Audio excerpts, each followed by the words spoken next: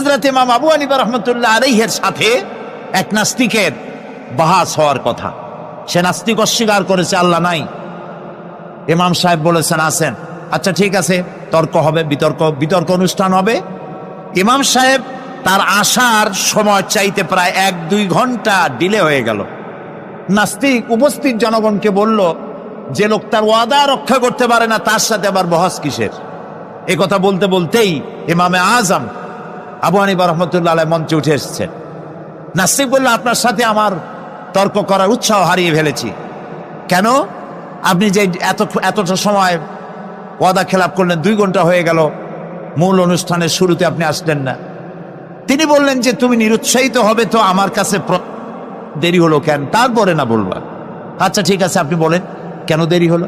তিনি বললেন, আমি এই জায়গায় আসতে গিয়ে সামনে একটা নদী বাঁধলো, এখন আমি আসবো কেমনে? মহাচিন্তায় পড়ে গেলাম, কিভাবে যাব? পারাপারের কোনো ব্যবস্থা নাই।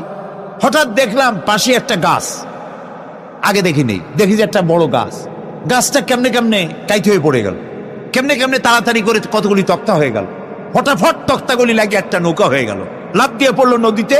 আমি চট করে উঠলাম সেই নৌকায় আর পাড়ি দিয়ে আসলাম। ওই তক্তাগুলি ফাটতে চিটতে আর লোহাগুলি লাগতে তড়িৎ গতিতে তাড়াতাড়ি হইতে যতটুকু সময় লাগছে আমার আসতে ওই জন্য দেরি হয়েছে। সুবহানাল্লাহ পরে কর।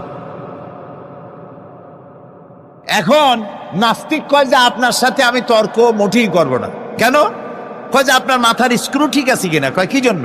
কয় আপন ইচ্ছায় একটা গাছ ফট করে এরকম হয়ে গেল, কোনো করাত ছাড়া মিস্ত্রি ছাড়া গাছগুলি চিরে ভেরিয়া তক্তা হয়ে গেল, আর কোন রকমের মিস্ত্রি ছাড়াই জোড়াতালি লেগে নৌকা হয়ে গেল, আর মাঝি ছাড়া পালায় গেলেন। আপনার মস্তিষ্কের স্ক্রুগুলি ঢিলা, আপনার সাথে আমি তর্ক করব না। তিনি বললেন, নাস্তিক শোনো, বিনা মিস্ত্রিতে একটা গাছ চিরে ভেরে তক্তা হইতে পারে না, তোমার দলিল। বিনা মিস্ত্রিতে কতগুলি তক্তা একত্রিত একটা নৌকা হইতে পারে না, তাহলে বিশাল আকাশ বিনা মিস্ত্রিতে কেমনে তৈরি হইল? তোমার এই পা থেকে শুরু করে মাথা পর্যন্ত এই সুন্দর দেহ কেউ সৃষ্টি করে নাই, এমনি এমনি কলা গাছের মধ্যে হইছে তুমি। নাস্তিকের চোখ খুলে গেল। বলেন কি? আমি তো এইভাবে চিন্তা করি নাই, আমি মুসলমান হয়ে গেলাম। লা ইলাহা ইল্লাল্লাহু মুহাম্মাদুর রাসূলুল্লাহ। জান্নাতীরা খামোশ হয়ে বসে থাকবেন। বিশ্বনবী মুহাম্মদ রাসূলুল্লাহ সাল্লাল্লাহু আলাইহি ওয়াসাল্লাম তখন বলবেন, হায় আল্লাহ রাব্বুল আলামিন, জান্নাতীরা আমার উম্মতেরা, তারা বুঝতেই পারে নাই তোমার কাছে যা বেশি আছে সেটা তারা বুঝতে পারে নাই।